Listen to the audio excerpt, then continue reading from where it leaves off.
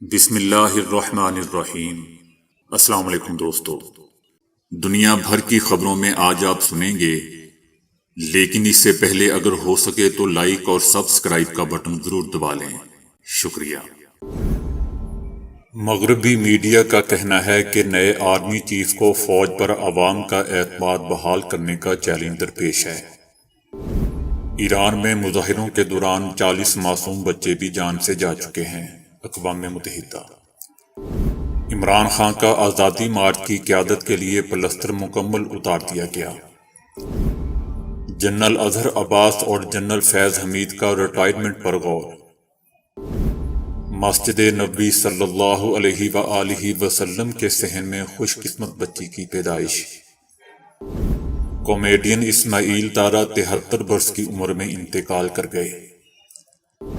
Ukraine کے خلاف خصوصی فوجی آپریشن کامیاب ہو رہا ہے۔ روس۔ قطر فیفا ورلڈ کپ میں استعمال ہونے والا فٹ بال مصر یا پاکستان کا؟ اپریل مئی میں انتخابات ہوتے دیکھ رہا ہوں، شیخ رشید احمد۔ ان خبروں کی تفصیل جاننے کے لیے اگلی فائل کا انتظار کریں، شکریہ۔